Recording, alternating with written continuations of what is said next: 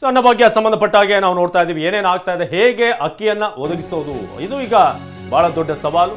ಕೇಂದ್ರ ಸರ್ಕಾರದ ವಿರುದ್ಧ ಕಾಂಗ್ರೆಸ್ ಅಕ್ಕಿ ಅಸ್ತ್ರವನ್ನ ಬಳಸ್ತಾ ಇದೆ. ಅಕ್ಕಿ ರಾಜಕೀಯ ಮತ್ತಷ್ಟು ತಾರಕಕ್ಕೆ ಏರಿಸಲು ತಂತ್ರ. ಈಗಾಗಲೇ 20ನೇ ತಾರೀಕು ಒಂದು ಪ್ರೊಟೆಸ್ಟ್ಗೆ ಕರೆ ನೀಡಲಾಗಿದೆ. ಕೇಂದ್ರವನ್ನ ತಪ್ಪಿತಸ್ಥ ಸ್ಥಾನದಲ್ಲಿ ನಿಲ್ಲಿಸುವಂತಹ ತಂತ್ರ ರಾಜ್ಯ ಕಾಂಗ್ರೆಸ್ನಿಂದ ಆಗ್ತಾ ಇದೆ. ಸೊ ಈಗಾಗಲೇ ಇದಕ್ಕೆ ಸಂಬಂಧಪಟ್ಟ ಹಾಗೆ ಬಡವರ ವಿರೋಧಿ ಬಿಜೆಪಿ ಅನ್ನೋ ರೀತಿಯಾಗಿ ಬಿಂಬಿಸುವಂತಹ ಪ್ರಯತ್ನ ಈಗ ಕಾಂಗ್ರೆಸ್ನಿಂದ ಆಗ್ತಿರೋದು.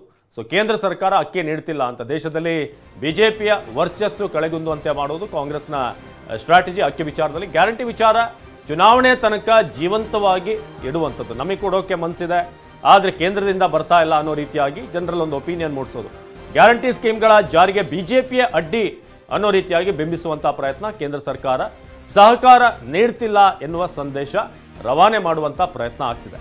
ಸೊ ಕೇಂದ್ರ ಸರ್ಕಾರ ಬಡವರ ವಿರೋಧಿ, ನಾವು ಹಣ ಕೊಡ್ತೀವಿ ಅಂತ ಹೇಳಿದರೂ ಕೂಡ ಅಕ್ಕಿಯನ್ನು ಕೊಡೋದಕ್ಕೆ ಅವರು ತಯಾರಿಲ್ಲ ಅಂತ ಮೊನ್ನೆ KJ ಜಾರ್ಜ್, ಸಿದ್ದರಾಮಯ್ಯ ಕೂಡ ಹೇಳ್ತಾ ಇದ್ರು. ದೇಶದಲ್ಲಿ ಬಿಜೆಪಿಯ ವರ್ಚಸ್ಸು ಲೋಕಸಭಾ ಚುನಾವಣೆ ಹತ್ರ ಬರ್ತಿರೋದ್ರಿಂದ ಇದೇ ವಿಚಾರವನ್ನು ಎನ್ಕ್ಯಾಶ್ ಮಾಡುವಂಥ ಪ್ರಯತ್ನ ರಾಜ್ಯ ಕಾಂಗ್ರೆಸ್ನಿಂದ ಆಗ್ತಾ ಇದೆ.